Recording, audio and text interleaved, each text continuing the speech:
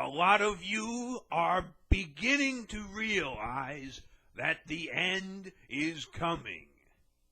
Well, I have known this all my life and have been preparing for it.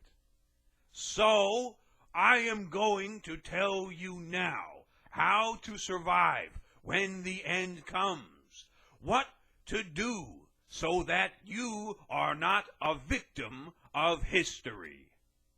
Listen closely and you just might make it. First thing to do is take an inventory of your neighbors. Get the ages and the sexes of everybody in your neighborhood.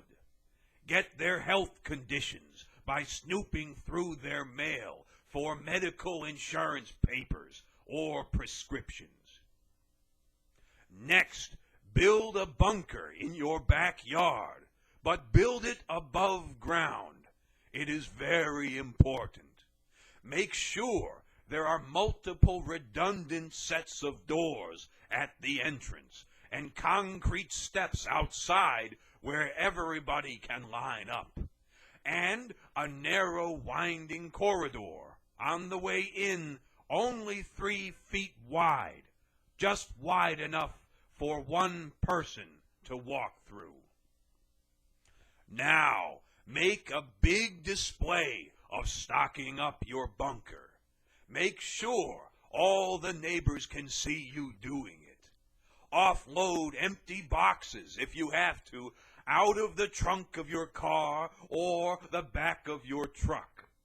Make sure everybody knows and word gets around that you have batteries, canned goods, and medical supplies.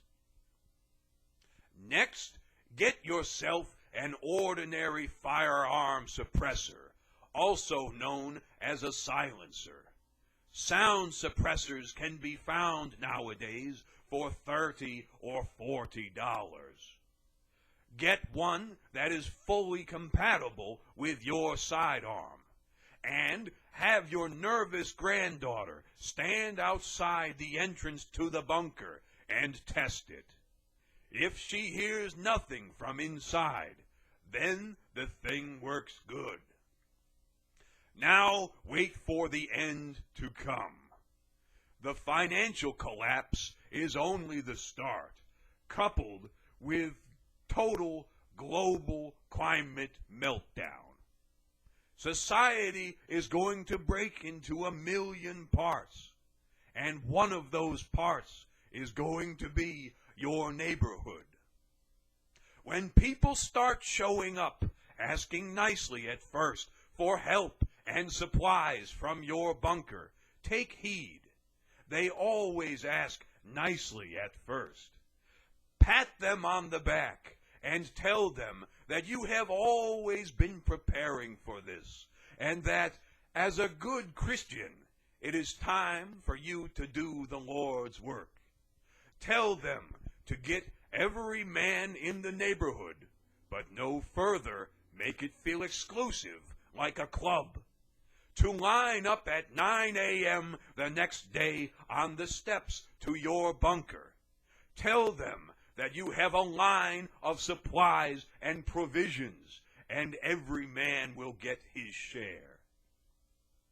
The next day, bring in each man one at a time, and when he gets around to the back, silence him by shooting him a single time with one clean shot. The bunker will be a little dark inside, and he won't be expecting it.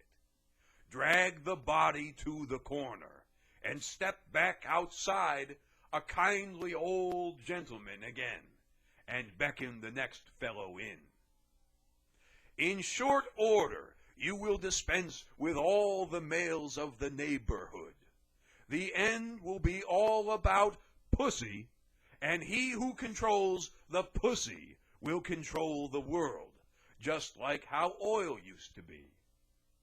Undertake now a visit to each of the surrounding houses, where each of the remaining wives is frantic about her husband.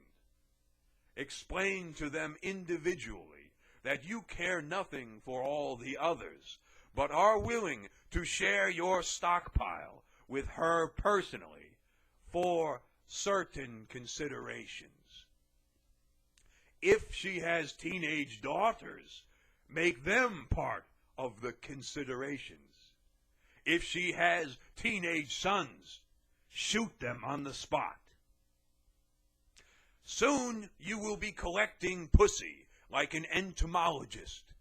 Sample and taste that thick, rich pussy.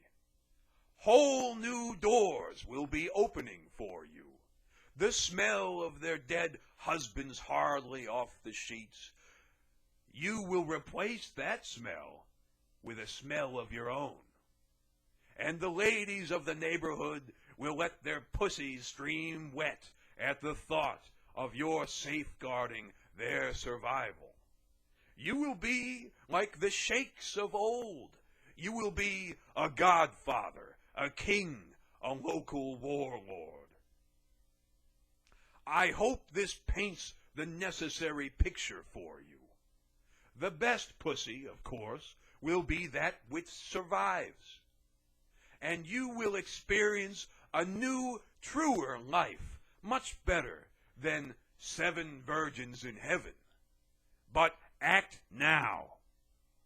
Else you'll be the one standing in line and someone else living to enjoy your wife's pussy.